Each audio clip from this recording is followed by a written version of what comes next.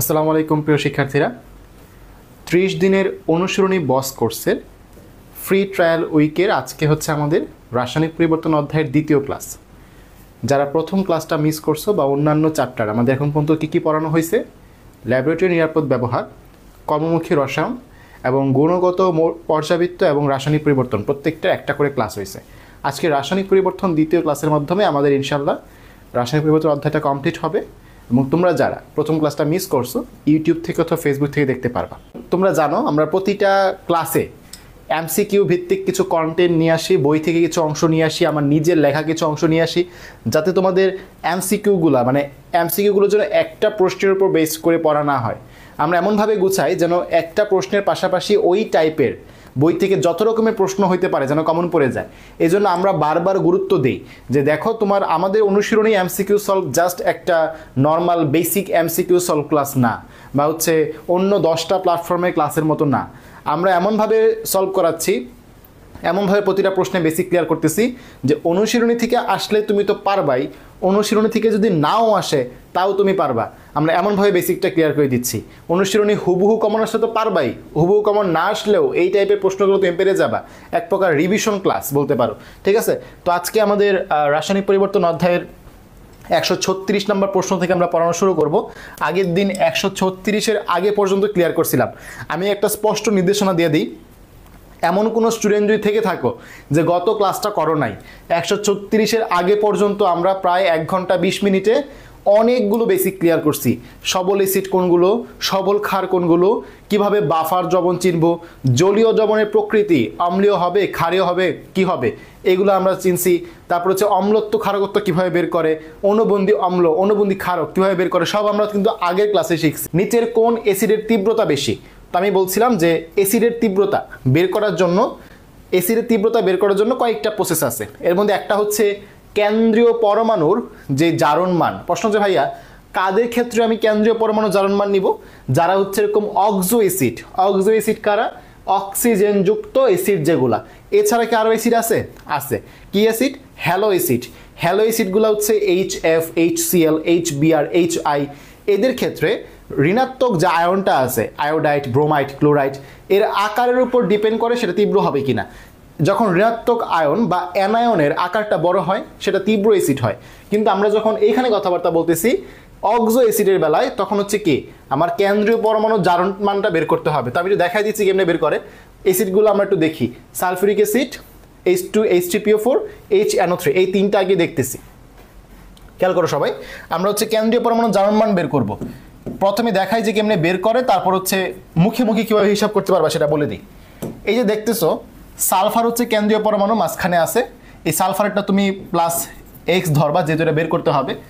আর এই যে হাইড্রোজেনের কত? +2, আর 4টা অক্সিজেন, একটা অক্সিজেন হচ্ছে -2 করে, 4টা অক্সিজেন কত? -8 = হচ্ছে 0, পুরোটা যৌগের জন্য 0। তাহলে এখান থেকে x - 6 = 0, তাহলে x = +6। এইভাবে হচ্ছে নর্মালি আমরা বের করা শিখছি। কিন্তু এইভাবে তুমি যদি প্রত্যেকটা বের করো তাহলে কিন্তু পরীক্ষায় সময় পাবে না। তাই আমরা দেখা মাত্র উত্তর করতে হবে। কিভাবে? ধরো এটা আছে HClO4, H2SO4, HNO3, H3PO4, ঠিক আছে? এখন দেখা মাত্র কিভাবে উত্তর করবা খেয়াল করো। প্রথমত এই যে অক্সিজেন, চারটা অক্সিজেন -8 -2 করে, একটা হাইড্রোজেন +1, তাহলে বলো এই দুইটা মিলে কত হইলে 0 হয়? -8 আর +1। তাহলে এখানে যদি +7 হয় তাহলে এই পাশে +8, এই পাশে -8, মোট 0। হিসাব করবা কত হইলে মোট 0 হয়, ঠিক আছে? তাহলে কেন্দ্রীয় পরমাণু +7, এখানে অক্সিজেন 4টা -8, হাইড্রোজেন 2টা +2, তাহলে কত হইলে মোট 0 হয়? এটা হচ্ছে -8, এটা হচ্ছে +2, তাহলে +6 হইলে কি মোট 0 হয়? +6 হলে +8 হয়, আর -8 হলে 0। 3টা অক্সিজেন -6, একটা হাইড্রোজেন কত? +1, তো 6 আর 1 এর মধ্যে গ্যাপ কত? 5, তাহলে এই যে +5। এটা হচ্ছে 4টার জন্য কি -8, এখানে 3টার জন্য +3, 8 আর 3 এর মধ্যে গ্যাপ কত? +5, এই হচ্ছে +5। এখন আমরা বুঝতে পারছি যে এখানে সবচেয়ে তীব্র কোনটা? আমরা অলরেডি বুঝে গেছি সবচেয়ে তীব্র হচ্ছে এইটা, কারণ এখানে +7। আমি আরেকটা জিনিস ফোকাস করতে চাচ্ছি, এই যে জিনিসটা দেখতেছো, একটা হচ্ছে HNO3 আর একটা হচ্ছে H3PO4, এই দুইটার মধ্যে কে সবল? কারণ দুইটার মধ্যেই +5 পাইছি, এটাও +5 এটাও +5, এই দুইটার মধ্যে কে সবল? তো মাথায় রাখবা, যখন একই গ্রুপের দুইটা মৌলর কেন্দ্রীয় পরমাণুর জারণ মান সেম হবে। নাইট্রোজেন এবং ফসফরাস একই গ্রুপ, গ্রুপ নাম্বার 15, নাইট্রোজেন এবং ফসফরাস, এরকম একই গ্রুপের দুইটা মৌলের যদি জারণ মান সমান হয়, তখন মনে রাখবা ছোট মরিচের ঝাল বেশি। তখন মনে রাখবা ছোট মরিচের ঝাল বেশি। তো ছোট মরিচ কোত্থেকে আসলো? ছোট মরিচের ঝাল বেশি মানে ছোট মৌলটার তীব্রতা বেশি, ছোট মৌলটার তীব্রতা বেশি। যার আকার ছোট, উপরে মানে কি আকার ছোট, নিচে মানে কি আকার বড়, তো যার আকার ছোট তার তীব্রতা বেশি হবে, যার আকার বড় তার তীব্রতা কম হবে। তাহলে আমি যদি এই অ্যাসিডগুলা তীব্রতা অনুসারে সাজাই, এখানে যে অ্যাসিডগুলা পাইছি তীব্রতা অনুসারে সাজাই, সবার আগে HClO4, তারপরে H2SO4, তারপরে HNO3, তারপরে হচ্ছে H3PO4, ঠিক আছে? এই হবে হচ্ছে সিরিয়াল, এটা সিরিয়ালটা হবে, ঠিক আছে? ওকে ওকে, নেক্সট। তাহলে আমরা এই প্রশ্নটা বুঝতে পারছি। এই যে এটা কিন্তু গত ক্লাসে পড়াইছি, খেয়াল করো, সালফার ডাইঅক্সাইড গ্যাসিয়াস এবং অক্সিজেন কি গ্যাসিয়াস। ওকে, সালফার ডাইঅক্সাইড আছে এখানে, উৎপাদের সাথে প্লাস দিয়ে তাপ লেখা, উৎপাদের সাথে প্লাস দিয়ে তাপ লেখা। উৎপাদ মানে কি? যা উৎপন্ন হচ্ছে, উৎপাদ মানে যা উৎপন্ন হচ্ছে, তার মানে এখানে তাপ উৎপন্ন হচ্ছে। বলছিলাম ΔH নেগেটিভ হলে অথবা প্লাস দিয়ে তাপ লেখা থাকলে সেটা তাপ উৎপাদী। যারা গত ক্লাস করছো আশা করি এটা নিয়ে কোনো কনফিউশন নাই, A to Z বুঝাই দিচ্ছি। এই যে তাপ উৎপাদী, তাপ উৎপাদীর মধ্যে তাপমাত্রা বাড়াইলে কি ঘটে?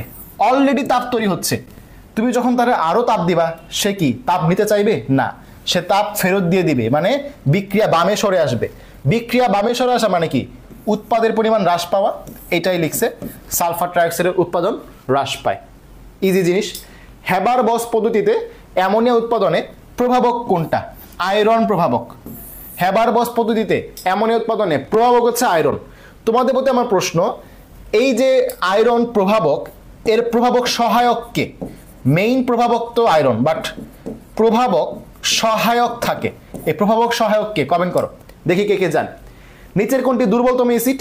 আগেরটার মতোই কেন্দ্রীয় পরমাণু জারণ মান বের করো, +7, চারটা এখানে, এখানে একটা +7, চারটা আর দুইটা তাহলে কত? +6, চারটা আর একটা কত? +7, তিনটা আর একটা কত? +5। তাহলে এটা সবচেয়ে কম, তাই এটা সবচেয়ে দুর্বলতম। এই চারটার মধ্যে সে হচ্ছে সবচেয়ে দুর্বলতম। সবাই বলো, হেবার-বস পদ্ধতিতে আয়রন প্রভাবকের প্রভাবক সহায়ক কে? প্রভাবক সহায়ক কে? মলিবডেনাম। Very good. এই যে মলিবডেনাম, এটা কিন্তু এই প্রভাবক কি? সহায়ক। মলিবডেনাম কি? প্রভাবক সহায়ক। এছাড়া কি আরো কেউ আছে? হ্যাঁ, এছাড়াও আরো আছে, এছাড়াও আরো আছে। তোমার হচ্ছে কিছু অক্সাইড আছে, অ্যালুমিনিয়াম অক্সাইড কাজ করতে পারে, তাই না? তারপর হচ্ছে আমাদের পটাশিয়াম অক্সাইড আছে, অক্সাইডগুলোও কি সহায়ক হিসেবে কাজ করতে পারে। ওকে, ম্যাথগুলো আমরা আলাদা ক্লাসে করব। সোডিয়াম হাইড্রোক্সাইডের সাথে নিচের কোনটির প্রশমন তাপ সর্বাধিক? মনে পড়ে কিনা? আমি একটা চার্ট দেখাইছিলাম, ট্রিক সহ ছক পড়াইছিলাম যে কাদের ক্ষেত্রে প্রশমন তাপ কত হয়, এবং বলছিলাম যে যখন তীব্র ক্ষার এবং তীব্র অ্যাসিড পাবা, এই যে তীব্র ক্ষার এবং যখন তীব্র অ্যাসিড পাবা, তীব্র ক্ষার হচ্ছে এইটা, আর আমাদের তীব্র অ্যাসিড কোনগুলো? মনে করো আমি বললাম HCl, তখন কত? তখন হচ্ছে -57.34। মনে পড়ে কিনা? এটা হচ্ছে নর্মাল স্ট্যান্ডার্ড মান যখন HCl পাবা। কিন্তু যখন দুর্বল অ্যাসিড HF দিব, তখন এটার যে এনথালপি এটা অ্যাড হয়ে যায়, ঠিক কিনা? যখন HF দিব, এই ফ্লোরিনের আকার ছোট হওয়ার কারণে এনথালপিটা অ্যাড হয়ে যায়, তখন মানটা হয়ে যায় কত? -68 হয়ে যায়। তাহলে বলো কার সাথে তাপ সর্বাধিক? HF এর সাথে। মনে পড়ে কিনা? গত ক্লাসে একটা ছক থেকে পড়ায় দিছিলাম, সবার মনে পড়ে কিনা? জাস্ট এটা বলো, মনে আছে কিনা? ম্যাথ আমরা আলাদা ক্লাসে করব। আমরা 19-এর বোর্ড প্রশ্নে প্রবেশ করছি। সবচেয়ে দুর্বল অ্যাসিড কোনটি? আবারও আমাদের কেন্দ্রীয় পরমাণু জারণ মান বের করতে হবে, +5, এখানে কত? দেখো এখানে -6 আর হচ্ছে +3, তাহলে এখানে +3, এখানে হচ্ছে 4 আর 1, তাহলে +3, এখানে কত? এখানে হচ্ছে আমাদের 3 আর 3 +3। আচ্ছা, এখানে দেখো +3 পাইছি আমরা 3টা, +3 পাইছি কোনটা, কয়টা, 3টা। একটা পাইছি বোরন, একটা পাইছি ফসফরাস, একটা পাইছি ক্লোরিন, ঠিক কিনা? সবাই একটু খেয়াল করো, সবাই খেয়াল করো, একটা পাইছি বোরন, একটা পাইছি ফসফরাস, একটা পাইছি ক্লোরিন। এই 3টা আমি লিখতেছি, এই 3টা লিখতেছি, খেয়াল করো। এখান থেকে একটা গুরুত্বপূর্ণ বেসিক আছে, এখান থেকে একটা গুরুত্বপূর্ণ বেসিক আছে। একটা হচ্ছে H3BO3, একটা হচ্ছে HClO2, আরেকটা কি ছিল, আরেকটা হচ্ছে H3PO3, আরেকটা হচ্ছে H3PO3, ঠিক আছে, H3PO3। তো এই যে 3টা দেখতেছো, এই 3টার মধ্যে প্রত্যেকটার কেন্দ্রীয় পরমাণু জারণ মান +3, প্রত্যেকটা কত, +3 +3 +3। আচ্ছা, মনে পড়ে কিনা বলছিলাম যে জারণ মান যখন সমান হবে, যদি তারা একই গ্রুপের হয়, যদি তারা একই গ্রুপের হয়, যেমন গ্রুপ নাম্বার 15 নাইট্রোজেন ফসফরাস, তখন গিয়ে হচ্ছে আমি আকারের বিষয়টা দেখব। বাট বোরন হচ্ছে গ্রুপ নাম্বার 13, ক্লোরিন হচ্ছে গ্রুপ নাম্বার 17, ফসফরাস হচ্ছে গ্রুপ নাম্বার 15, এরা তো ভাই একই গ্রুপের না। একই গ্রুপের না হইলে তখন তড়িৎ ঋণাত্মকতা দেখতে হবে। একই গ্রুপের না হইলে তড়িৎ ঋণাত্মকতা দেখতে হবে। এখন তোমরা আমাকে বলো ফসফরাসের তড়িৎ ঋণাত্মকতা কত? সবাই বলো ফসফরাসের, সবাই কমেন্ট করো ফার্স্ট। ফসফরাসের তড়িৎ ঋণাত্মকতা কত? বলছিলাম পিএইচ, এই দুইটার তড়িৎ ঋণাত্মকতা সমান। হাইড্রোজেনের কত? 2.1। তো ফসফরাসের কত? 2.1। মনে পড়ে কিনা? মনে পড়ে। ক্লোরিন Cl, Cl এর তড়িৎ ঋণাত্মকতা কত? 3.0। ফ্লোরিনের নিচে এটা লিস্ট করে দিয়েছিলাম এরকম, এখানে ফ্লোরিন, এখানে ক্লোরিন, এখানে কি অক্সিজেন, এখানে কি নাইট্রোজেন। ফ্লোরিনের 4.0, অক্সিজেনের 3.5, নাইট্রোজেনের 3.0। যত বামে আসে তত কি 0.5 করে কমে। আর ক্লোরিনের জন্য কত? 3.0। 3.0। তোমাদের প্রতি প্রশ্ন, বোরনের কত? দেখি কে বলতে পারে। 0.5 করে কমাও, 0.5 করে কমাও। দেখো কার্বন কত? 0.5 করে কমাতে থাকো। কার্বন হচ্ছে 2.5, কার্বনের বামে বোরন কত? 2.0। বোরনের কত? 2.0। বুঝাতে পারলাম কিনা? যখন তুমি ডান থেকে বামে আসবা 0.5 করে কমাতে থাকবা, পেয়ে যাবা। ফ্লোরিন 4, অক্সিজেন 3.5, নাইট্রোজেন 3.0, কার্বনের 2.5, তাহলে বোরন কত? 2.0। তাহলে এই সবগুলোর মধ্যে সবচেয়ে কম কার? বোরনের তড়িৎ ঋণাত্মকতা সবচেয়ে কম। তাহলে যার তড়িৎ ঋণাত্মকতা সবচেয়ে কম, যার তড়িৎ ঋণাত্মকতা সবচেয়ে কম, সে সবচেয়ে দুর্বল। তড়িৎ ঋণাত্মকতা যার সবচেয়ে কম, সে হচ্ছে সবচেয়ে দুর্বল। আর তড়িৎ ঋণাত্মকতা যার বেশি, সে হচ্ছে সবল। যার তড়িৎ ঋণাত্মকতা বেশি, সে কি? সবল। দেখো তো জিনিসটা বুঝাতে পারলাম কিনা? যারা ক্লাসে আসো সবাই একটু জানাও যে এই বেসিকটা ক্লিয়ার কিনা। যে যদি একই গ্রুপের হইতো, গ্রুপ নাম্বার 15 নাইট্রোজেন ফসফরাস ছিল, তখন আমি আকার দেখব।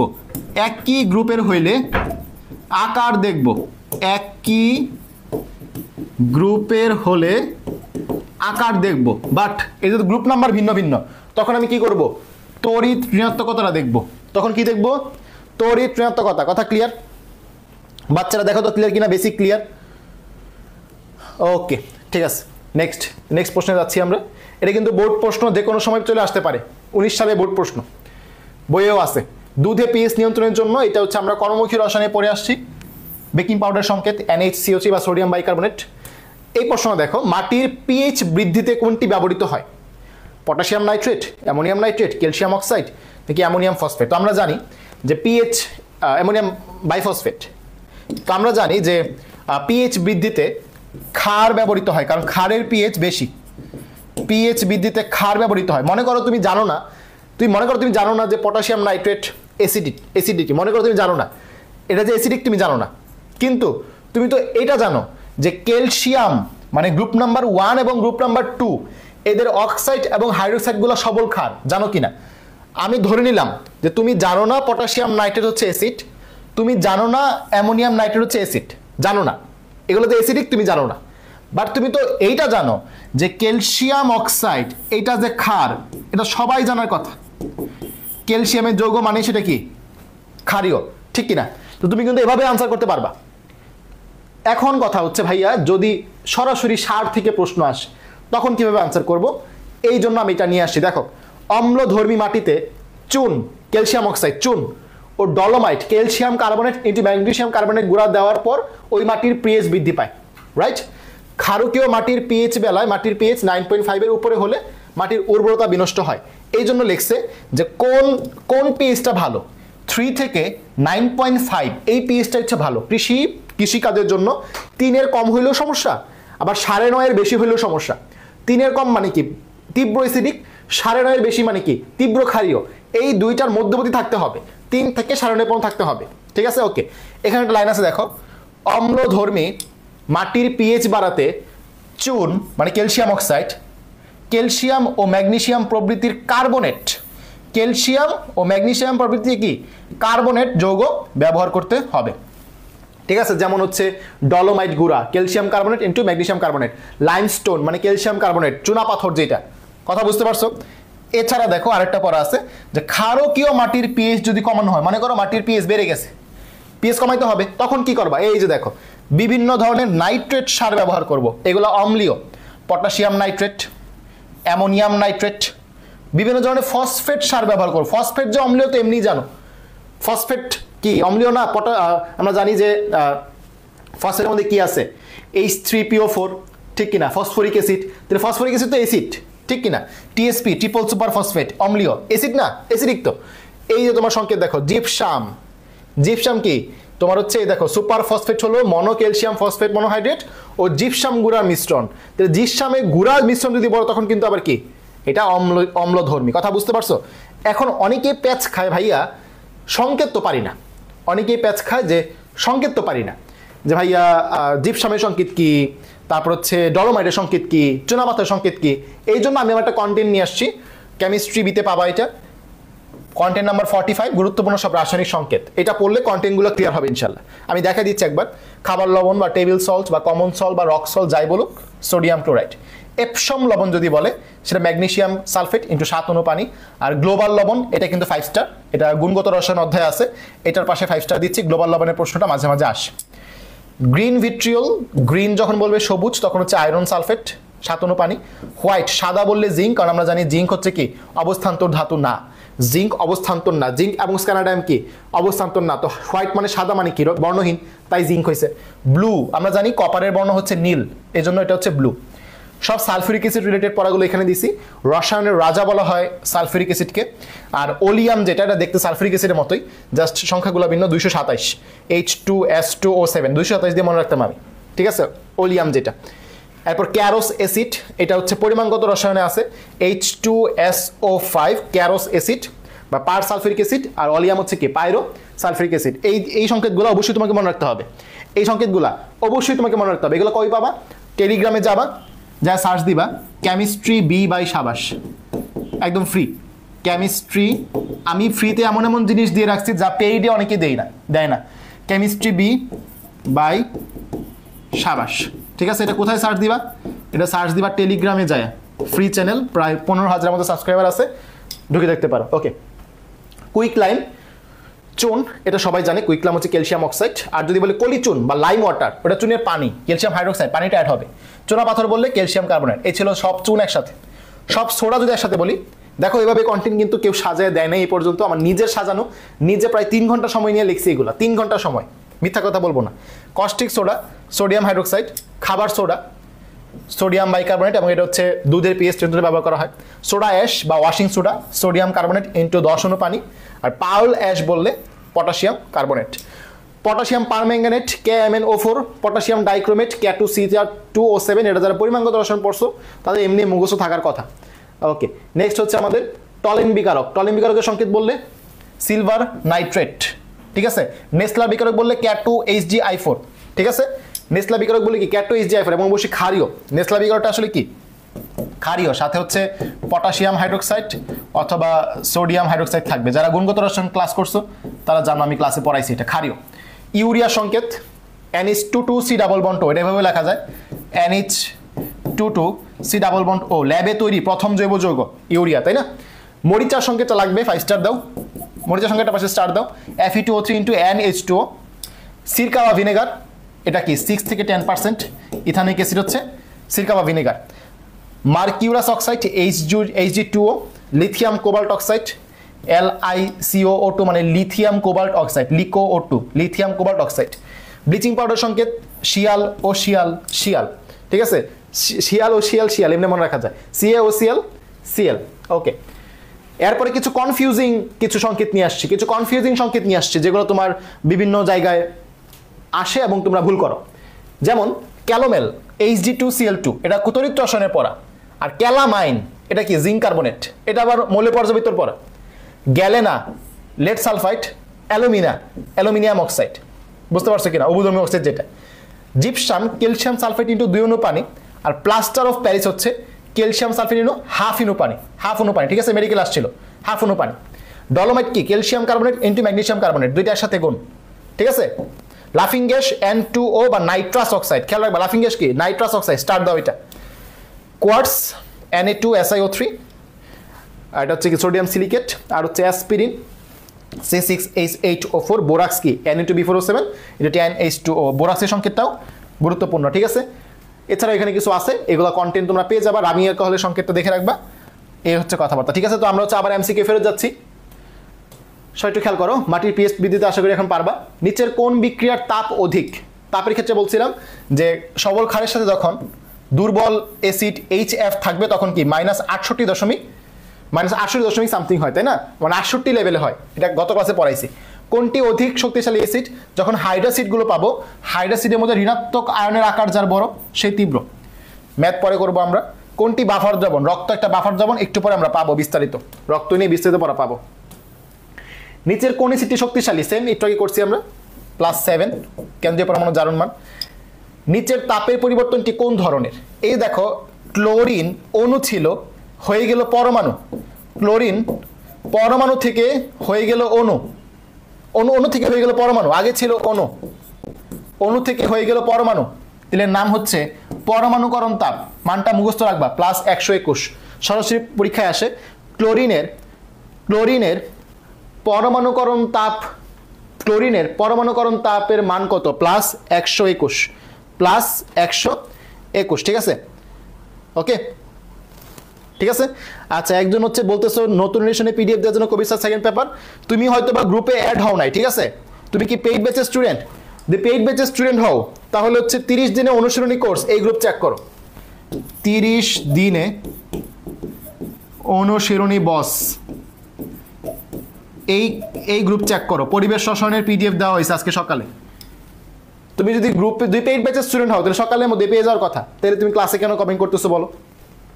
আচ্ছা, কোন বিক্রিয়ায় প্রশমন তাপের মান সবচেয়ে কম? দেখো এই যে সবচেয়ে বেশি কোনটা হবে, যখন তুমি এই বিক্রিয়াটা দেখবে সবচেয়ে বেশি, এইটা সবচেয়ে বেশি -68, তাই না। এবং বলছিলাম যখন দুইটাই দুর্বল হবে, অ্যাসিডও দুর্বল ক্ষারও দুর্বল, তখন কি -50 ঘরে নেমে আসে সবচেয়ে কম। যখন দুইটাই দুর্বল, এখানে তো তাও ক্ষারটা সবল ছিল, এখানে দুইটাই দুর্বল, দেখো দুইটাই দুর্বল, এখানে তাও ক্ষারটা সবল, এখানে তাও কি ক্ষারও সবল অ্যাসিডও সবল, -57 যেটা, ঠিক কিনা। এখানে কি দুইটাই দুর্বল থাকলে কি হবে? -50 ঘরে নেমে আসবে, -50 ঘরে নেমে আসবে, ঠিক আছে, বুঝতে পারছো? ওকে, নেক্সট, কোনটি ক্ষারীয় বাফার দ্রবণ? ক্ষারীয় বাফার দ্রবণ চেনার জন্য কি বলছিলাম? যার নামে বাফার সে দুর্বল, যার নামে বাফার সে দুর্বল হইতে হবে, তার মানে ক্ষারটাকে দুর্বল হইতে হবে। আমি দেখলাম ক্ষারটা সবল, বাদ দিয়ে দিলাম, রাইট। আমি দেখলাম ক্ষারটা দুর্বল, ঠিক আছে। এরপর দেখলাম হচ্ছে অ্যাসিডটা দুর্বল, না অ্যাসিড তো দুর্বল থাকলে হবে না, ক্ষারটা দুর্বল থাকতে হবে। এখানেও কি দেখলাম? ক্ষারটা দুর্বল, ওকে ফাইন। এখন হচ্ছে আমার দুর্বল ক্ষারের এগেইনস্টে সবল অ্যাসিড লাগবে, দুর্বল ক্ষারের এগেইনস্টে কি লাগবে? সবল অ্যাসিড লাগবে। এইখানে যে অ্যাসিডের কথা বলা হয়েছে COO, এটা তো দুর্বল অ্যাসিডের কথা বলা হয়েছে, তো দুর্বল ক্ষার দুর্বল অ্যাসিড এটা তো বাফার হবে না। এই যে দেখলাম এখানে NH4Cl, সিএলটা কোত্থেকে আসছে? HCl থেকে আসছে, তার মানে দুর্বল ক্ষার সবল অ্যাসিড, বুঝতে পারছো কিনা। এইখানে COO কোন অ্যাসিড থেকে আসছে? COOH বা জৈব অ্যাসিড থেকে আসছে, তা দুর্বল অ্যাসিড। আর এখানে সিএলটা কোত্থেকে আসছে? HCl থেকে আসছে, তাই এটা কি সবল অ্যাসিড। কথা ক্লিয়ার? 165 বুঝতে পারছো কিনা বলো। এমন কেউ আসো যে বুঝো নাই? গত ক্লাস করছো প্লাস আজকেও ক্লাস করতেছো, এমন কেউ আসো কিনা যে 165 বুঝো নাই? বলো, প্রয়োজনে আমার বুঝাবো। গত ক্লাসও করছো, আজকের ক্লাসও করছো, এমন কেউ থাকলে বলো। একজন জিজ্ঞেস করছো কোর্সের প্রাইস কত? কোর্সের প্রাইস হচ্ছে 999 টাকা, ঠিক আছে। অনুশীলনী বস কোর্স ফি হচ্ছে 2000 টাকা। এটা হচ্ছে 25 তারিখের পরে 2000 টাকা হয়ে যাবে, তখন 2000 টাকা নিচে নিতে পারবা না। এখন ভর্তি হলে 999 টাকা নিতে পারবা, আর এক সপ্তাহ পার হইলে কিন্তু 2000 টাকা হয়ে যাবে। তো হোয়াটসঅ্যাপ নাম্বার এটার মধ্যে নক দিয়ে হচ্ছে পেমেন্টের নাম্বার নিতে পারবা, ঠিক আছে। এখন ভর্তি 999 টাকা। ওকে, ঠিক আছে। তো খেয়াল করো, আমরা এই এমসিকিউ সবাই বুঝছে 165। আচ্ছা, বুঝছো সবাই? কোন অক্সাইডের জলীয় দ্রবণের পিএইচ এর মান 7-এর বেশি? 7-এর বেশি মানে কি? কোনটা ক্ষারীয়? এবং আমরা খুব ভালো মতোই জানি সালফার ডাইঅক্সাইড হচ্ছে অম্লীয় অক্সাইড, যেহেতু অধাতুর অক্সাইড অম্লীয় হয়। সিলিকন ডাইঅক্সাইড অম্লীয় অক্সাইড, অধাতুর অক্সাইড অম্লীয় হয়। এই যে Cl2O7 এটা সবচেয়ে তীব্র অক্সাইড বলা হয়, এটাকে বলা হয় সবচেয়ে তীব্র অক্সাইড, ঠিক আছে। এটা মার্ক করে রাখো, পরীক্ষা আসছিল। সবচেয়ে তীব্র বা সবচেয়ে তীব্র অম্লীয় যেটা, মানে এটা সবচেয়ে তীব্র অম্লীয়, বুঝছো কিনা? অম্লের মধ্যে সবচেয়ে তীব্র এটা। আর বলছিলাম যে ধাতুর অক্সাইড এবং হাইড্রোক্সাইড গুলা ক্ষারীয়। ধাতুর অক্সাইড Na2O, ধাতুর হাইড্রোক্সাইড NaOH, এগুলা কি? ক্ষারীয়। তাহলে এটা কি? ক্ষারীয়। 7-এর বেশি, 7-এর বড় হবে। আর যেগুলো 7-এর কম সেগুলো কি? অ্যাসিডিক, ঠিক আছে। ওকে, ঠিক আছে। নেক্সট, নিচের কোন গ্যাসের জ্বালানি ক্ষমতা সবচেয়ে বেশি? তো এটা আসলে ম্যাথমেটিক্যাল কিছু এক্সপ্রেশন আছে যে 1 মোলের দহনে কতটুকু তাপ তৈরি হয় তার উপর ভিত্তি করে জ্বালানি ক্ষমতাটা বের করা হয়। মানে 1 মোল দহনের ফলে কোনটাতে বেশি তাপ তৈরি হয়। তো তোমাদের যেহেতু ম্যাথমেটিক্যাল নাই, তো তোমরা জাস্ট মুখস্থ রাখবা যে মিথেন মানে সবচেয়ে পিচ্চি, যে তার ক্ষমতা সবচেয়ে বেশি, এমনি মনে রাখবা। 1 নম্বর সদস্য যেটা। নিচের কোন বাফার দ্রবণ মানবদেহের রক্তের পিএইচ নিয়ন্ত্রণ করে না? এই যে আমাদের আসছে মানুষের যে রক্তের বাফার। তো রক্তের বাফারের জন্য আমাদের এইখান থেকে পড়াগুলো পড়তে হবে। সবাই একটু খেয়াল করো, মানুষের রক্তে 3 ধরনের বাফার কাজ করে। বাইকার্বনেট বাফার, তারপর হচ্ছে ফসফেট বাফার, তারপর হচ্ছে প্রোটিন বাফার। কেমনে মনে রাখবো? প, ফ, ব। যারা বাংলা স্বরবর্ণ বা ব্যঞ্জনবর্ণ এগুলো জানো, তারা জানো যে প, ফ, ব হচ্ছে এক সিরিয়ালে আছে। প, ফ, ব কি? এক সিরিয়ালে। তাহলে পতে হচ্ছে প্রোটিন বাফার, ফতে হচ্ছে ফসফেট বাফার, বতে হচ্ছে বাইকার্বনেট বাফার। এবং ফসফেটের ক্ষেত্রে খেয়াল রাখবা এটা আন্তঃকোষীয়, অন্তঃকোষীয় না। তাহলে এই যে 3টা প, ফ, ব, প, ফ, ব, এই 3টা হচ্ছে কি? এই 3টা হচ্ছে রক্তের বাফার। তাহলে আমাদের অপশন দেখে চিনতে হবে। এই দেখো প, ফ, আর হচ্ছে দেখো বাইকার্বনেট মানে কি? কার্বনেট। বতে হচ্ছে বাইকার্বনেট। অ্যাসিটেট বাফার কি? রক্তে নাই। আরেকটা পড়া আছে, আমি এখান থেকে দেখাচ্ছি, খেয়াল করো। যদি দেখো যে এই যে মানুষের রক্তের পিএইচ এর মান 7.4 এর বেশি হয়ে গেছে, তখন তার নাম হচ্ছে অ্যালকালিসিস, মানে ক্ষারীয়। আমরা জানি 7.5-এর বেশি মানে কি? 7-এর বেশি মানে তো ক্ষারীয়। যদি 7.45 এর বেশি হয় সেটা ক্ষারীয় বা অ্যালকালিসিস। অ্যালকালি মানে ক্ষার। আর যদি 7-এর কম হয়, 7 মানে কি? নিরপেক্ষ। 7-এর কম মানে কি? অ্যাসিডিক। পিএইচ যদি 7-এর কম হয়, খেয়াল করো, 7-এর কম মানে কি? অ্যাসিডিক। এই জন্য তাকে বলা হয়েছে অ্যাসিডোসিস। আমি কথাটা বুঝাতে পারছি কিনা? 7.45 এর বেশি হইলে অ্যালকালিসিস, আর 7-এর কম হইলে অ্যাসিডোসিস। কারণ কি? 7 মানে নিরপেক্ষ, নিরপেক্ষের কম হইলে কি? অ্যাসিডোসিস। ঠিক আছে, মনে থাকবে ইনশাল্লাহ। এবং রক্তে যদি জিজ্ঞেস করে কোন ধরনের বাফার থাকে, এই প্রশ্নটা মাঝে মাঝে আসে, রক্তে কোন ধরনের বাফার মেনলি থাকে? রক্তে বাইকার্বনেট বাফার সিস্টেম মেনলি থাকে। Bicarbonate carbonic acid, bicarbonate carbonic acid. এটা নিয়ে অনেকগুলো এমসিকিউ আছে। মেডিকেলেও 21 সালে প্রশ্ন আসছিল, মেডিকেলেও 21 সালে প্রশ্ন আসছিল। ঠিক আছে, ওকে, ঠিক আছে। নেক্সট হচ্ছে আমাদের এটা গেল। নিচের কোন দ্রবণের পিএইচ 7-এর বেশি, মানে কোনটা কি? কোনটা ক্ষারীয়। আচ্ছা, এবং এই লবণগুলা ভাঙতে হবে। গত ক্লাসে দেখাইছি, আজকে আবার দেখাচ্ছি, খেয়াল করো। FeCl3, এই লবণটাকে যদি ভাঙি, FeCl3, যেহেতু আমরা জানি যে প্রশমন বিক্রিয়ায় অ্যাসিড ক্ষারের বিক্রিয়ায় লবণ এবং পানি তৈরি হয়, তাই আমরা এখানে পানির সাথে লবণের বিক্রিয়া দিব, তৈরি হবে অ্যাসিড এবং ক্ষার, উল্টা বিক্রিয়া। এই যে Cl কোন জায়গা থেকে আসছে? HCl থেকে আসছে। আয়রন কোন জায়গা থেকে আসছে? FeOH3 থেকে আসছে। এটা হচ্ছে সবল অ্যাসিড, এটা হচ্ছে দুর্বল ক্ষার। কেমনে বুঝলাম দুর্বল ক্ষার? গ্রুপ নাম্বার 1 এবং গ্রুপ নাম্বার 2 হচ্ছে সবল, বাকিগুলো দুর্বল, তাই না? আর এসিড ক্ষেত্রে 8টার নাম লেখা দিয়েছিলাম। তো যেহেতু এসিডটা সবল, তার মানে পিএইচ হবে 7-এর কম। 1 নাম্বারটা গেল। 2 নাম্বারটা ছিল সোডিয়াম ক্লোরাইড, তাহলে সোডিয়াম ক্লোরাইড প্লাস পানি তৈরি হবে কি? Sodium hydroxide plus HCl। দুইটাই সবল, তাই পিএইচ হবে 7-এর সমান নিরপেক্ষ। পিএইচ হবে কি? 7-এর সমান বা নিরপেক্ষ। এরপর হচ্ছে সোডিয়াম অ্যামোনিয়াম ক্লোরাইডটা দেখি। 3 নাম্বার দেখো, অ্যামোনিয়াম ক্লোরাইড প্লাস পানি। অ্যামোনিয়াম আসছে অ্যামোনিয়াম হাইড্রোক্সাইড থেকে, আর ক্লোরিন আসছে HCl থেকে। তার মানে অ্যাসিডটা সবল, যেহেতু অ্যাসিড সবল তাহলে পিএইচ হবে 7-এর কম বা অ্যাসিডিক। আর আমাদের যেটা আনসার, সোডিয়াম কার্বনেট Na2CO3 এর সাথে যদি পানির বিক্রিয়া দেই তাহলে সোডিয়াম আসছে সোডিয়াম হাইড্রোক্সাইড থেকে। কেমনে বুঝলাম হাইড্রোক্সাইড থেকে আসছে? প্লাসের সাথে মাইনাস দিব, সোডিয়াম তো প্লাস, প্লাসের সাথে মাইনাস দিব OH মাইনাস, আর মাইনাসের সাথে প্লাস দিব, কার্বনেট তো 2 মাইনাস না, এর সাথে হাইড্রোজেনের প্লাস দিব, তাহলে H2CO3। এই H2CO3 হচ্ছে দুর্বল অ্যাসিড, কারণ আমাদের এই 8টা অ্যাসিডের নামের মধ্যে এর নামটা ছিল না, দুর্বল অ্যাসিড। আর এটা হচ্ছে সবল ক্ষার, যেহেতু ক্ষারটা সবল তাই পিএইচ হবে 7-এর চেয়ে বড় বা ক্ষারীয়। এই জিনিসটা আমি এই পর্যন্ত মনে হয় 2-3 বার দেখায় ফেলছি, আর কিন্তু দেখাবো না। সবাই দেখো বুঝছো কিনা, গত ক্লাসেও দেখাইছি, ঠিক আছে? ওকে, নেক্সট সবাই খেয়াল করো, আনসার বুঝছি এটা আমরা। N2 + 3H2 + 2NH3 অ্যামোনিয়া হ্যাবারবস পদ্ধতির বিক্রিয়াটা দিছে।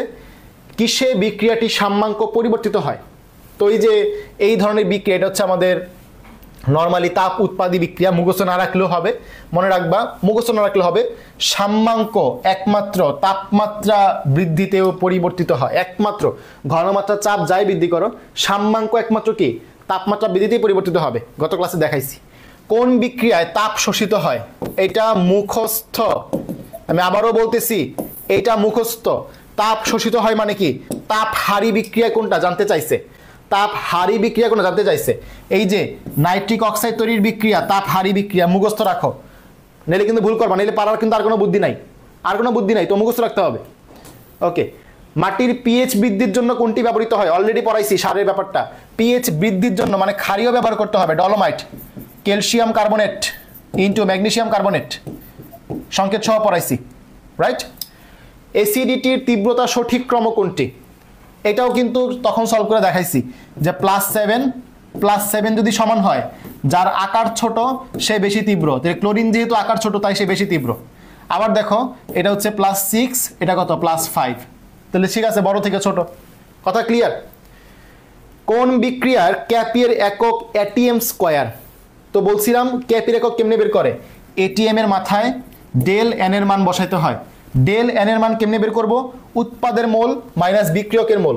উৎপাদে 1 মোল, বিক্রিয়কে 2 মোল, তাহলে -1 থাকলো, একক হয় ATM -1, হয় নাই? এখানে বাম পাশে ডান পাশে সমান, তাহলে এটা কি? একক নাই। এখানে ডান পাশে 2, বাম পাশে 1, তাহলে একক হবে শুধু ATM।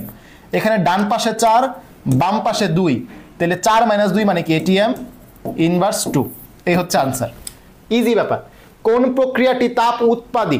এটা নিয়ে আমি একটা কন্টেন্ট নিয়ে আসছি, কোনটা তাপ উৎপাদী কোনটা তাপ হারি।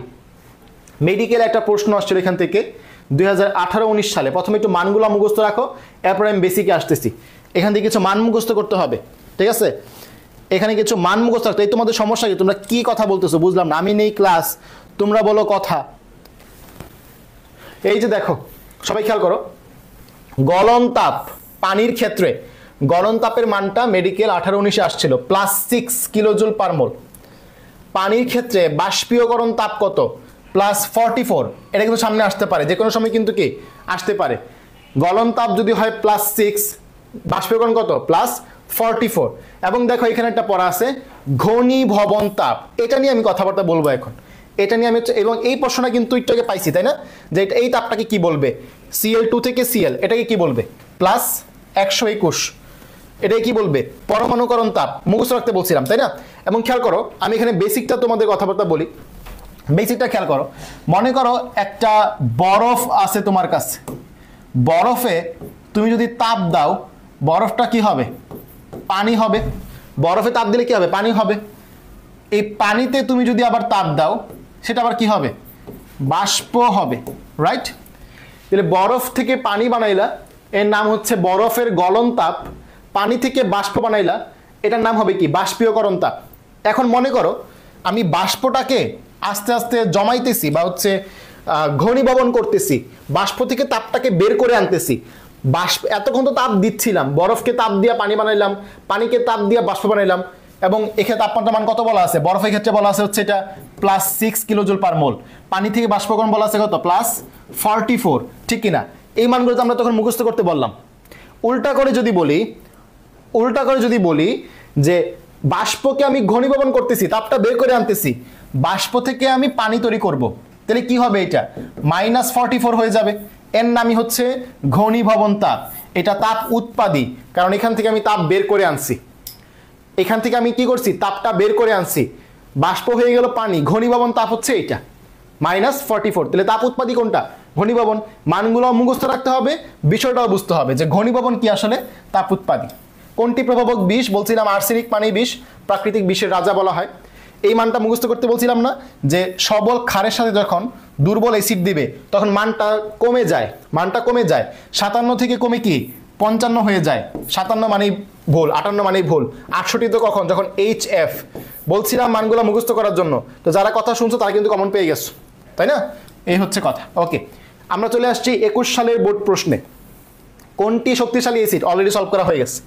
বিশুদ্ধ পানির POH বলুক আর pH বলুক, দুইটাই 7। পানির অনুবন্ধী অম্ল কোনটি? বলছিলাম অনুবন্ধী অম্ল বললেই একটা H+ যোগ করে দিবা। অনুবন্ধী অম্ল বললেই H+ যোগ করে দিবা। তাহলে H2O + H+ তৈরি হবে কি? H3O+। এই দেখো H3O+, ঠিক আছে? ওকে, নিচের কোনটি একমুখী বিক্রিয়ার শর্ত? প্রশ্ন কি? নিচের কোনটি একমুখী বিক্রিয়ার শর্ত? খেয়াল করো, যখন বিক্রিয়াটা বদ্ধ পাত্রে হবে সেটা উভমুখী বিক্রিয়া, কারণ এই পাত্রের মধ্যেই সবকিছু আছে। গ্যাস বলো, কঠিন বলো, পাত্রের মধ্যেই আছে, পাত্র থেকে বের হওয়ার সুযোগ নাই, যার কারণে উভমুখী বিক্রিয়া হয়। উভমুখী বিক্রিয়াগুলো অসম্পূর্ণ থাকে, দুই দিক থেকে বিক্রিয়া হইতে পারে, অসম্পূর্ণ থাকে। বিক্রিয়ায় সাম্যাবস্থা থাকে, তাই আমরা হচ্ছে এরকম সাইন দিয়ে দেখাই। অধক্ষেপ সংগঠিত হওয়া, যদি অধক্ষেপ নিয়ে আসো, মনে করো আমার কাছে ছিল হচ্ছে সিলভার নাইট্রেট। এই সিলভার নাইট্রেটের সাথে আমি কেউ একজনে বিক্রিয়া করায় সিলভার ক্লোরাইডটা অধক্ষিপ্ত করে ফেললাম। অধক্ষিপ্ত করা মানে কি? সে আর বিক্রিয়ায় আসবে না। তো সে যদি বিক্রিয়ায় না আসে তাহলে উল্টা রিয়াকশন কেমনে হবে? কারণ সে তো আর এখানে নাই, সে চলে গেছে। তাহলে অধক্ষেপ যদি পড়ে সেটা আসলে কি? একমুখী বিক্রিয়ার শর্ত। বাফার দ্রবণের কৌশলের সাথে নিচের কোনটি সম্পর্কিত? এটা মুখস্থ রাখবা এক প্রকার, যে লা শাতিলের নীতি বই যেহেতু আছে মুখস্থ রাখবা। বাফার দ্রবণের সাথে ওই যে আমরা দেখছি যে পিএইচ এর যে ব্যালেন্স করা, তাই না? পিএইচ এর যে ব্যালেন্স করা মানে লা শাতিলে কি বলছে? যদি আমরা সাম্যাবস্থায় ঘনমাত্রা, চাপ, তাপমাত্রা পরিবর্তন করি তাহলে সেটা ব্যালেন্স হয়, দুই পাশে কি বামে অথবা ডানে গিয়ে ব্যালেন্স করে। বাফার তো এরকমই। বাফার কি? যখন তুমি অল্প পরিমাণ অম্ল বা অল্প পরিমাণ ক্ষার যোগ করবা সেটা বামে বা ডানে গিয়ে কি ব্যালেন্স করবে, এটা হচ্ছে কথা। 25 ডিগ্রি সেলসিয়াস তাপমাত্রায় পানির PKW এর মান কত? তো মনে রাখবা পানির যে KW বা আয়নিক গুণফল সেটা মান হচ্ছে tan ইনভার্স 14, আর PKW এর মান হচ্ছে এই যে 14, ঠিক আছে? এটা মনে রাখতে হবে, এটা মনে রাখতে হবে, দুইটাই পরীক্ষা আসে। অক্সি অ্যাসিড সমূহের কোনটির তীব্রতা বেশি? অলরেডি করে দেখাইছি, আবার বলতেছি। এই দেখো 3 আছে তাহলে +5, 3 আছে এটা হচ্ছে প্লাস কত 4, 3 দুগুণে 6 আর 2 হচ্ছে +4, 4 আছে এটা +5, এটা দেখো 3 আছে +5, তাহলে সবগুলাই দেখো +5 করে, সবগুলো হচ্ছে +5 করে। এবার আমার দেখতে হবে যে কার আকার ছোট, কার আকার ছোট। দেখো এই যে এইটা আর এইটার মধ্যে এটার আকার ছোট, এটা তীব্র। আর এটার মধ্যে খেয়াল করো নাইট্রোজেনের ক্ষেত্রে মনে আছে কিনা, নাইট্রোজেনের ক্ষেত্রে তড়িৎ ঋণাত্মকতার মান দেখছিলাম। নাইট্রোজেনের ক্ষেত্রে তড়িৎ ঋণাত্মকতার মান কত? 3.0। ক্লোরিনের ক্ষেত্রে কত? 3.0। তো দুইটাই যদি সমান হয় তখন তুমি কি করবা? তাদের আকার দেখবা। নাইট্রোজেনের আকার কিন্তু ছোট। কেন ছোট? কারণ সে হচ্ছে পর্যায় নাম্বার 2 আর ক্লোরিন কি পর্যায় নাম্বার 3। তো পর্যায় নাম্বার 3 মানে কি? তার এক্সট্রা একটা কক্ষপথ আছে, সে আকারে বড়, সে আকারে ছোট, তার পিচ্ছি ছোট মরিচের ঝাল বেশি। ছোট মরিচের কি ঝাল বেশি, তাই এটা হচ্ছে আনসার, এটা কিন্তু না। কথা কি বুঝাতে পারছি বাচ্চারা? কথা কি বুঝাতে পারছি? সবাই একটু বলো 203 নম্বরটা বুঝাতে পারছি কিনা? ঠিক আছে, ওকে ওকে ঠিক আছে। নেক্সট, এরপর হচ্ছে কিসের পরিবর্তনের ফলে সাম্য ধ্রুবকের মান পরিবর্তিত হয়? কয়েকবার বলছি, সাম্যাঙ্ক বলো, সাম্য ধ্রুবক বলো, তাপমাত্রা পরিবর্তনের কারণে কি পরিবর্তন হয়? এই প্রশ্নটা খেয়াল করো, এই প্রশ্নটা খেয়াল করো 214 নাম্বারটা। মৃদু তড়িৎ বিশ্লেষ্যের বিয়োজন মাত্রা ঘনমাত্রার মধ্যে সম্পর্ক কি? সমানুপাতিক, ব্যস্তানুপাতিক, বর্গমূলের সমানুপাতিক, বর্গমূলের ব্যস্তানুপাতিক। যদি কেউ বেসিক থেকে না পড়ে, যে কেউ এখানে আটকে যাওয়ার মতো, তাই না? বেসিক থেকে না পড়লে এই প্রশ্নে আটকে যাওয়ার মতো। এই জন্য আমরা বই থেকে একটা পেজ নিয়ে আসছি, অসওয়াল্ডের লঘুকরণ সূত্র, অসওয়াল্ডের লঘুকরণ সূত্র। ঠিক আছে, খেয়াল করো সবাই, লাইনগুলো খেয়াল করো। লঘু দ্রবণে, প্রথমে লঘু দ্রবণ, গাঢ় দ্রবণ না, মৃদু তড়িৎ বিশ্লেষ্য, যেমন মৃদু অম্ল বা মৃদু ক্ষারকের বিয়োজন মাত্রা ওই অম্ল ও ক্ষারকের মোলার ঘনমাত্রার বর্গমূলের ব্যস্তানুপাতিক। খেয়াল করছো, কিসের ব্যস্তানুপাতিক? বর্গমূলের ব্যস্তানুপাতিক। তাহলে এটা কিন্তু পরীক্ষায় আসে। এই যে এই প্রশ্নটা কিন্তু আমরা এটা সলভ করলাম যে 25 ডিগ্রি সেলসিয়াস তাপমাত্রায় বিশুদ্ধ পানির আয়নিক গুণফল কত? বলো তো 4.18 যে এমসিকিউটা, এটা আনসার কি হবে? বিশুদ্ধ পানির আয়নিক গুণফল কত হবে? এবং এটা তো বুঝছি যে যখন, এবং প্রশ্ন করে যে অসওয়াল্ডের লঘুকরণ সূত্র কার ক্ষেত্রে প্রযোজ্য? মৃদু অম্ল, তীব্র অম্ল, উভয়ই, কোনোটিই নয়, এভাবে প্রশ্ন করে। তো মৃদু অম্ল, মৃদু ক্ষারক দুইটার ক্ষেত্রেই। ঠিক আছে, মৃদু অম্ল ও মৃদু ক্ষারক। এবং এটা কিসের সাথে? বিয়োজন মাত্রা কি? ঘনমাত্রার বর্গমূলের ব্যস্তানুপাতিক। কিসের ব্যস্তানুপাতিক? বর্গমূলের। Okay fine. নিচের কোনটি বাফার দ্রবণ হিসেবে কাজ করে? বাফার দ্রবণ হিসেবে একটা দুর্বল লাগবে আর একটা সবল লাগবে। আচ্ছা, আমি দেখলাম এই যে অ্যাসিড, অ্যাসিড কি দুর্বল, এবং এই যে দেখতেছো সোডিয়াম ফ্লোরাইড, সোডিয়াম ফ্লোরাইড। তো এই সোডিয়াম ফ্লোরাইড কোত্থেকে আসছে? আমি যদি এভাবে দেখাই, আমি যে, আচ্ছা অন্য অপশনগুলো বলতেছি পরে, এখানে আসতেছি, অন্যগুলো আগে বুঝো। HCOOH, HCOOH এটা কি? এটা হচ্ছে আমাদের দুর্বল অ্যাসিড। এবং এই যে CH3COONA এইটাও কি একটা, এটা হচ্ছে একটা লবণ। কিসের লবণ? কোন জায়গা থেকে আসছে? CH3COONA, এটা আসছে হচ্ছে এই যে সোডিয়াম হাইড্রোক্সাইড থেকে। এখন আমার প্রশ্ন হচ্ছে, বাফার দ্রবণ হওয়ার জন্য যেই হচ্ছে অ্যাসিডটা থাকবে, সেই অ্যাসিডের লবণ হইতে হবে, রাইট? সেই অ্যাসিডের লবণ হইতে হবে। যদি অ্যাসিডটা হয় HCOOH, তাহলে লবণের মধ্যে CH3 আসলো কোত্থেকে? এ হচ্ছে আমার প্রশ্ন। আমার কথাটা বুঝতে পারছো কিনা? আমার কথাটা বুঝতে পারছো কিনা? যে যদি অ্যাসিড হয় HCOOH, তো লবণ কি হবে? লবণ হবে হচ্ছে HCOONA, এটা হবে লবণ HCOONA। কথা কি ক্লিয়ার কিনা? লবণের মধ্যে CH3 আসলো কোত্থেকে? সবাই কি বুঝছো? এই জিনিস সবাই বুঝছো কিনা? লবণের মধ্যে CH3 কোত্থেকে আসলো? সবাই একটু জানাও বুঝছো কিনা? সবাই একটু জানাও বুঝছো কিনা? ওকে, দেখো তো ক্লিয়ার কিনা।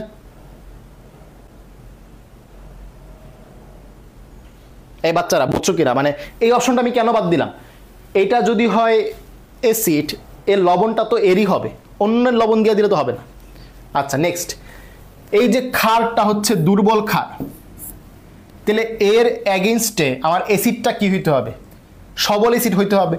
আমরা দেখলাম এখানে কার্বনেট আছে, কার্বনেটটা কোত্থেকে আসে? H2CO3, এখান থেকে আসে।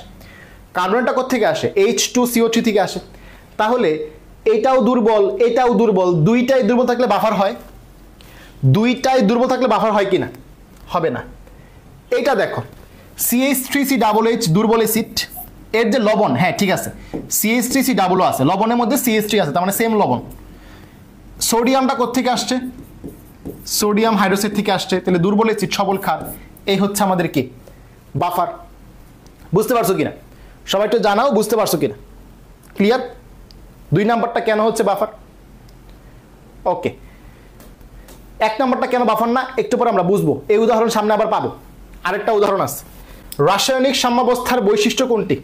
সাম্যাবস্থার বৈশিষ্ট্য, বিক্রিয়া উভমুখী হয়, প্রভাবকের প্রয়োজনও থাকে না, প্রভাবকের ভূমিকাহীনতা, ঠিক কিনা? বিক্রিয়া কি? বিক্রিয়ার অসমাপ্তি মানে বিক্রিয়া শেষ হয় না, আর সাম্যের স্থিতিশীলতা এটা ঠিক আছে, বাকি সবগুলো উল্টায় দিছে, রাইট। মানুষের রক্তে কোন ধরনের বাফার থাকে একটু আগে পড়াইছিলাম, বাইকার্বনেট বাফার থাকে মানুষের রক্তে। আরেকবার দেখাই, মানুষের রক্তে হচ্ছে বাইকার্বনেট বাফার থাকে। এই যে দেখো রক্তে bicarbonate buffer system, bicarbonate carbonic acid, bicarbonate carbonate acid, এটা মানে কি দেখো তো, সোডিয়াম বাইকার্বনেট, এটা কি কার্বনিক অ্যাসিড, তাহলে এই বাফারটা থাকবে। দেখো তো বুঝছো কিনা। নিচের কোন বিক্রিয়ায় ক্যাপি সমান ক্যাসি, ক্যাপি সমান ক্যাসি কখন হবে, যখন তাদের বামে এবং ডানে মোল সংখ্যা সমান হবে, মোল যখন সমান হবে তখন ক্যাপি সমান ক্যাসি হবে। এবং ক্যাপি ক্যাসি সূত্র আছে একটা, তাই না, ক্যাপি সমান KC RT to the power del n. এটা মনে রাখার টেকনিক আছে, কেন মনে রাখা যায়, পিসি নাই। অনেকেই প্যাস খায় যে এইটা সূত্র নাকি এইটা সূত্র, মানে ক্যাসি সমান KP RT to the power del n নাকি ক্যাপি সমান KC RT to the power del n, অনেকেই প্যাস খায়। তো আমি যেভাবে মনে রাখতাম যে পিসি নাই, পিসি নাই মানে কি, আগে পি পরে সি পরে নাই ডেল এন, বুঝতে পারছো কিনা। তো কখন সমান হয় মানটা, যখন দুই পাশে মোল সংখ্যা সমান হয়। এখানে 4 মোল এখানে 2 মোল হবে না, এখানে 3 মোল এখানে 1 মোল, এখানে 2 মোল এখানে 3 মোল, এখানে 2 মোল এখানেও 2 মোল, বুঝছো কিনা। বলছে এই বিক্রিয়ায় ক্যাপির একক কি, এখানে 2 এখানে 4, তার মানে ডেল এন এর মান হচ্ছে -2, এটিএম এর মাথায় বসায় দিবা এটিএম ইনভার্স 2। এই বিক্রিয়াটিতে অনুবন্ধী ক্ষারক কোনটি, আমরা জানি যে কিনা হাইড্রোজেন গ্রহণ করে সে হচ্ছে অনুবন্ধী ক্ষারক, যে কিনা হাইড্রোজেন গ্রহণ করে সে হচ্ছে অনুবন্ধী ক্ষারক, রাইট। আচ্ছা এই যে দেখো আমাদের এখানে এই যে H2O, এই H2O একটা H+ গ্রহণ করলো, বুঝো কিন্তু বিষয়টা, সবাই কিন্তু বুঝছো, H2O একটা H+ গ্রহণ করে কি হয়ে গেল, এটা হচ্ছে অনুবন্ধী অম্ল হয়ে গেল। মানে এই যে H3O+ এটা হচ্ছে H2O এর অনুবন্ধী অম্ল। কেমনে বুঝলাম, কারণ আমরা জানি H+ যোগ করলে অনুবন্ধী অম্ল পাওয়া যায়। কথাটা ক্লিয়ার কিনা, সবাই একটু জানাও এটা ক্লিয়ার কিনা, যে H2O এর সাথে যখন আমি H+ যোগ করলাম তখন H+ যোগ করলে অনুবন্ধী অম্ল পাওয়া যায়, আর H+ মাইনাস করলে অনুবন্ধী ক্ষার পাওয়া যায়। তাহলে এই যে যৌগটা দেখতেছো, এই যৌগ থেকে যখন আমি H+ মাইনাস করব তখন কি পাবো, অনুবন্ধী ক্ষার পাবো। H+ মাইনাস করলে কি পাওয়া যায়, অনুবন্ধী ক্ষার পাওয়া যায়। মানে প্রোটন, প্রোটন যোগ করলে অম্ল পাওয়া যায়, প্রোটন মাইনাস করলে ক্ষার পাওয়া যায়, এবং সেই ক্ষারের নাম কি হয়, অনুবন্ধী ক্ষার। তাহলে এর থেকে যখন আমি একটা প্রোটন মাইনাস করলাম, আনসারে কি পাইলাম, অনুবন্ধী ক্ষার পাইলাম। সবাই জানাও বুঝছো কিনা, সবাই জানাও এই জিনিসটা বুঝছো কিনা। 222 নাম্বারটা ম্যাক্সিমাম স্টুডেন্টের সমস্যা থাকে, 222 নাম্বারটা ম্যাক্সিমাম স্টুডেন্টের সমস্যা থাকে, বুঝছো কিনা সবাই আমাকে জানো। নিচের কোন বিক্রিয়ার ক্ষেত্রে ক্যাপি সমান ক্যাসি হবে, একটাকে সলভ করছি, বামে এবং ডানে মোল সংখ্যা সমান থাকলে 2 আর 1 3, 2 আর 1 3, 2 আর 1 3, ঠিক আছে।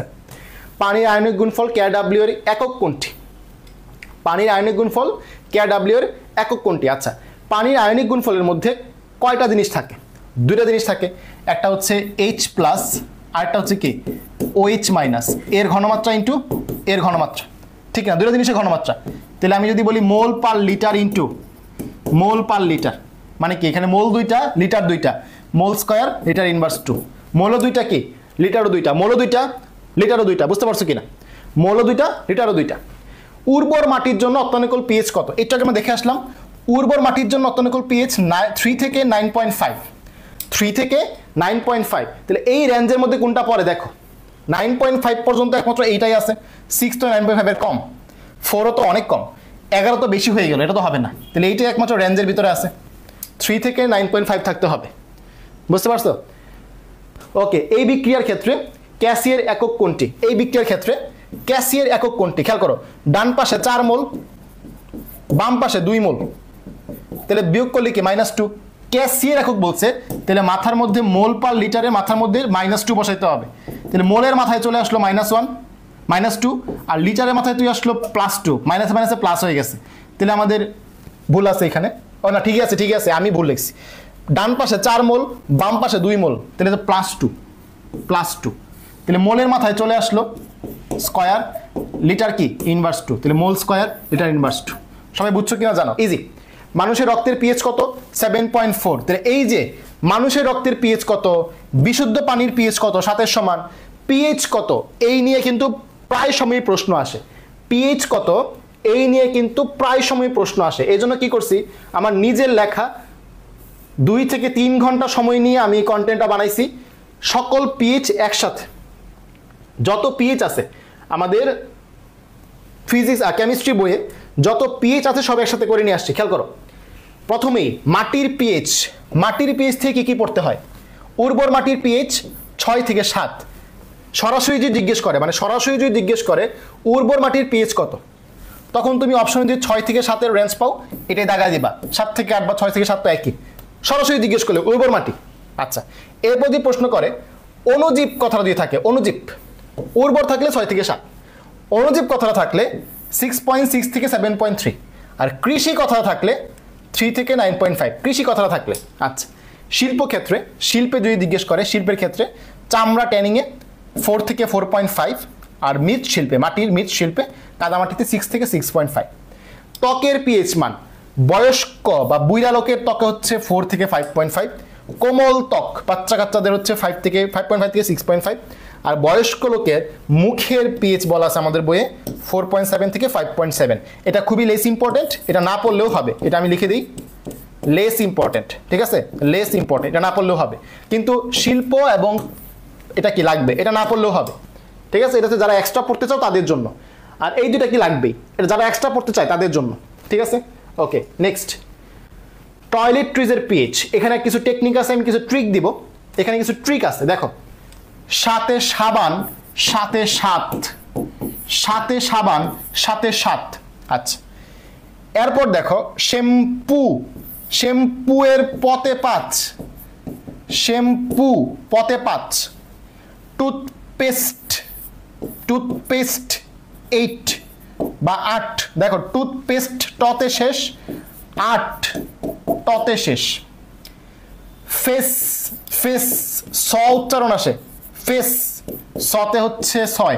তুমি কি ফেস ওয়াশ বলো, ফেস ওয়াশ নাকি ফেস ওয়াশ বলো তো, ফেস ওয়াশ নাকি ফেস ওয়াশ, ফেস ওয়াশ স আসে, স স দিয়া হচ্ছে 6 থেকে 8, ঠিক আছে।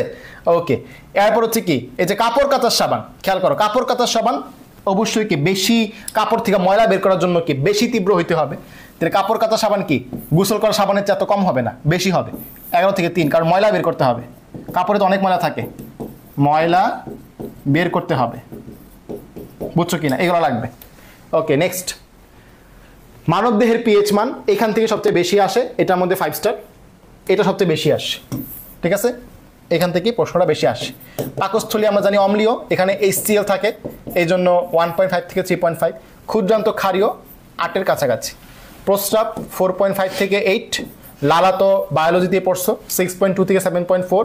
মায়ের দুধ 6.6 থেকে 6.9, এটা পাশে স্টার দাও আসে। চোখের পানি 6.6 থেকে 7.6। রক্ত বায়োলজি অধ্যায়ে পড়ছো 7.3 থেকে 7.45। আরেকটা প্রশ্ন আসে, বায়োলজিক্যাল পিএইচ কত, বায়োলজিক্যাল পিএইচ হচ্ছে 6.9 থেকে 7.4, রক্তের পিএইচের কাছাকাছি। বায়োলজিক্যাল পিএইচ হচ্ছে রক্তের পিএইচের কাছাকাছি, ঠিক আছে। তাহলে এগুলো হচ্ছে আমাদের পিএইচের মান থেকে পড়তে হবে, এগুলা পিএইচের মান থেকে লাগবে, ঠিক আছে। ওকে, তো এরপরে হচ্ছে আমাদের কোনটি তীব্রতা বেশি অলরেডি পড়া হয়ে গেছে। HSO4 এর অনুবন্ধী অম্ল, অম্ল বললেই H+ যোগ করে দিব, তাহলে একটা হাইড্রোজেন বাড়ায় দিব, H2SO4। কোনটি তাপ উৎপাদী অলরেডি পড়াইছি গণি ভবন। নেক্সট প্রশ্ন, কোনটি অম্লীয় বাফার নয়, অম্লীয় বাফার নয় বলছে কোনটা, নয় কিন্তু খেয়াল করো, একটা থাকবে দুর্বল, যেহেতু অম্লীয় বলছে তার মানে দুর্বল অ্যাসিড লাগবে, কি লাগবে, দুর্বল অ্যাসিড লাগবে, এবং তার এগেইনস্টে কি লাগবে, তার এগেইনস্টে হচ্ছে সবল ক্ষার লাগবে, তাই না। আচ্ছা, এখন খেয়াল করো, আমরা 8টা যে সবল অ্যাসিডের নাম লিখছিলাম, HXO4, তারপরে লিখছিলাম হচ্ছে কি H2SO4, HNO3। দেখো তো এগুলোর মধ্যে H3PO4 ছিল না, তার মানে এটা দুর্বল। আর এই যে সোডিয়াম আসছে কোন জায়গা থেকে, সোডিয়াম হাইড্রোক্সাইড থেকে, তার মানে দুর্বল অ্যাসিড সবল ক্ষার, ওকে, এটা অম্লীয়। এখানে দেখতেছো HS-, HS- কি, এটা হচ্ছে তোমার HS- হচ্ছে উভধর্মী, হাইড্রোজেন এবং তার মাথা মধ্যে মাইনাস, উভধর্মী, তার মানে এটা অম্ল হিসেবে কাজ করতে পারে। এবং কোনো একটা উভধর্মী অম্ল যখন থাকবে, মানে উভধর্মী যৌগ থাকবে, তখন সেটা তুমি দুর্বল হিসেবে ধরে নিবা, ঠিক আছে? এগুলো নিয়ে বেসিক আছে কিছু, যে সবল অ্যাসিডের অণুবন্ধী ক্ষার দুর্বল, আবার সবল ক্ষারের অণুবন্ধী অ্যাসিড কি দুর্বল, এরকম কিছু বেসিক আছে। তবে আমরা ওই রকম প্যাচের মধ্যে যাব না, এত কষ্ট করে প্রশ্ন আনসার করতে হয় না, ইজিলি আনসার করা যায়। খেয়াল করো, যখন তুমি এরকম হাইড্রোজেন মাথার মধ্যে মাইনাস পাবা, দুর্বল ধরবা, দুর্বল ধরে নিবা। এবং সোডিয়াম কি, সোডিয়াম হাইড্রোক্সাইড, তাহলে দুর্বল প্লাস সবল হইল অম্লীয় বাফার। এটা দেখো দুর্বল অ্যাসিড, আর এই যে সোডিয়াম কোথেকে আসছে, সোডিয়াম হাইড্রোক্সাইড থেকে, হইল দুর্বল। আচ্ছা, এরপর দেখো এই যে কার্বনেট, কার্বনেট মানে কি H2CO3, কার্বনেট হচ্ছে H2CO3, H2CO3 দুর্বল অ্যাসিড, ঠিক কিনা? এই HCO3 মাইনাস, এটার সাথে তো কোনো তোমার হচ্ছে কি ক্ষারের কোনো কথাই নেই, ক্ষার কই, দুইটা অ্যাসিড দিয়ে রাখছে, বুঝতে পারছো কিনা? আবার যদি আরেকভাবে চিন্তা করো যে এই যে HCO3 মাইনাস, এটা কিন্তু আবার কি হাইড্রোজেন মাথার মধ্যে মাইনাস, তার মানে উভয়ধর্মী হিসেবে কাজ করতে পারে, তার মানে এটাও দুর্বল, এটাও দুর্বল। এই যেখানে বলছিলাম হাইড্রোজেন মাথার মধ্যে মাইনাস থাকলে কি দুর্বল, তাহলে এটাও দুর্বল, এটাও দুর্বল, এই যেটা তো আসছে এখান থেকে H2CO3 থেকে, এটাও দুর্বল, এটাও দুর্বল। দুইটা দুর্বল হলে তো কখনো বাফার হবে না, দুইটা দুর্বল হইলে কখনো বাফার হবে না, একটাকে সবল হইতেই হবে। এখানে সোডিয়াম হাইড্রোক্সাইড সবল ছিল, এখানেও সোডিয়াম হাইড্রোক্সাইড, এখানেও সোডিয়াম হাইড্রোক্সাইড, একটাকে সবল লাগবেই, এই হচ্ছে কথাবার্তা। হাইড্রোক্সাইডের তীব্রতা কিসের উপর ডিপেন্ড করে? অ্যানায়নের আকার, ওই যে ক্লোরিন ব্রোমিন আয়োডিন, এটা অলরেডি পড়ে ফেলছি আমরা। 2022-এর বোর্ড প্রশ্ন প্রবেশ করলাম। ক্যাসিয়ের মানের ক্ষেত্রে কোনটি সঠিক? ক্যাসিয়ের মান মানে হচ্ছে আমাদের সাম্য যুবক যেগুলো আছে, ক্যাসি ক্যাপি, এগুলা এর মান চাপের উপর নির্ভর করে না, এগুলো কি তাপমাত্রার উপর নির্ভর করে, তাই না? প্রভাবের উপর নির্ভর করে, ভুল। এর মান অসীম হতে পারে, অসীম এবং শূন্য হতে পারে না, এটা আমরা পড়ছিলাম ছোটবেলা ইন্টারে, তাই না? যে ক্যাসি ও ক্যাপি এর মান অসীম এবং শূন্য হতে পারে না, অসীম এবং শূন্য হতে পারে না, কিন্তু এক তো হইতে পারে, এক তো হইতে পারে, শূন্য হতে পারে না, এক হতে পারে। অধিক তীব্র অম্ল কোনটা? অলরেডি সলভ করা হয়েছে, +7। মানবদেহে কোন বাফারটি নিয়ন্ত্রণ করে? বলছিলাম বাইকার্বনেট এবং কার্বনিক অ্যাসিড। বাইকার্বনেট কি? Sodium bicarbonate. কার্বনিক অ্যাসিড কি? H2CO3। কথা ক্লিয়ার কিনা? নিচের কোনটির জলীয় দ্রবণের পিএইচ এর মান সর্বাধিক? পিএইচ এর মান সর্বাধিক মানে বুঝছো? পিএইচ এর মান সর্বাধিক মানে হচ্ছে তীব্র ক্ষারের কথা জিজ্ঞেস করছে। সবাই একটু খেয়াল করো, যদি অ্যাসিড থাকতো তাহলে বলতাম যে দুর্বল অ্যাসিডগুলোর পিএইচ এর মান বেশি, বুঝো? কিন্তু পিএইচ এর রেঞ্জটা দেখো 0 থেকে 7, 7 থেকে 14। তো যেই সকল অ্যাসিডের পিএইচ এর মান বেশি, অ্যাসিডের পিএইচ বেশি মানে বুঝছো অ্যাসিডটা দুর্বল। অ্যাসিডের পিএইচ মানে হচ্ছে বেশি মানে হচ্ছে অ্যাসিডটা দুর্বল, মানে 7-এর কাছাকাছি। আর ক্ষারের পিএইচ বেশি মানে হচ্ছে 14-এর কাছাকাছি, মানে সে হচ্ছে সবল ক্ষার। এই যে দেখো PH3 কিন্তু NH3 থেকে দুর্বল, NH3 PH3 থেকে সবল, কিন্তু সে সবল ক্ষার। এটা তো দুর্বল অ্যাসিড, তার মানে 7-এর একটু কাছাকাছি হবে, মনে করো 6.5 হবে। আর H2S এটা কিন্তু দুর্বল, ঠিক কিনা? এই যে দেখো আমাদের অ্যামোনিয়া হচ্ছে সবল ক্ষার, সবল ক্ষারের পিএইচ কি 14-এর কাছাকাছি হয় না, 10-এর বেশি হয়, তাই কি সবচেয়ে বেশি হচ্ছে এটা। কক্ষ তাপমাত্রায় HCl ও NaOH দেখো দুইটাই সবল, দুইটাই সবল হলে কি বলছিলাম -57.34, কালকে বারবার বলছিলাম পড়ার জন্য। বিক্রিয়াটিতে ক্যাপিয়ের একক কোনটি? ডান পাশে 2, বাম পাশে 1, তাহলে শুধু ATM, শুধু ATM, মাথার মধ্যে 1 বসবে শুধু। বাফার দ্রবণ কোনটি? 257 নম্বর প্রশ্ন খেয়াল করো, 257, সবাই মনোযোগ দাও, যারা যারা ক্লাসে আসো, যারা ক্লাসে আসো 257 মাস্ট, যারা যারা ক্লাসে আসো 257 মাস্ট, এটা খেয়াল করতে হবে। এটা এটা ভুল করার মতো, এটা হচ্ছে ভুল করার মতো, ঠিক আছে? ওই যে দেখো প্রিমিয়াম গাইডলাইনে মেসেজ আসছে, তোমাদের রাফি ভাই মনে মেসেজ দিচ্ছে। আচ্ছা, তো বাফার দ্রবণের যে বিষয়টা বলছিলাম, যেটা দুর্বল তার পরিমাণ বেশি থাকতে হবে, দুর্বলটা এক্সিস্ট করতে হবে। এক্সিস্ট করা মানে কি? তার পরিমাণ বেশি থাকতে হবে। দুর্বলের পরিমাণ কি থাকতে হবে? দুর্বলের পরিমাণ হচ্ছে বেশি থাকতে হবে। আচ্ছা, এখানে দেখলাম যে অ্যামোনিয়াম হাইড্রোক্সাইড দুর্বল ক্ষার, এবং এটা কি HCl সবল অ্যাসিড, তাহলে এটা কি বাফার হইতে পারে, এটা কি বাফার হইতে পারে। এখানে দেখলাম 30 আর এখানে দেখলাম 20, অনেকেই এটা দাগায় দিবে, বাট ঝামেলা আছে। কি ঝামেলা? এখানে 0.2, এখানে 0.1। তো আমি সহজ একটা শর্টকাট টেকনিক শিখাই দিই, তুমি দুইটাকে গুণ করবা, 30 আর 0.1কে গুণ করো, কত হয়? 30 আর 0.1 গুণ করলে হয় 3, এই তিনটাকে লিখবা 3 মিলিলিটার 1 মোলার। মানে যখন তুমি আয়তন এবং ঘনমাত্রা গুণ করে দিবা, নতুন ঘনমাত্রা দুইজনের ক্ষেত্রেই 1 মোলার হয়ে যাবে, আর আয়তনটা হবে ইউনিক। বুঝছো কিনা? যে 30 আর 0.1 গুণ করলে কত হয়? 3 হয়। 0.1 মানে কি 10/1 3 হয়। আর এই দেখো 20 এবং 0.2, 20 এবং 0.2 কত হয়? 0.2 মানে হচ্ছে 1/5, তাহলে হচ্ছে 4 হয়, তাই না?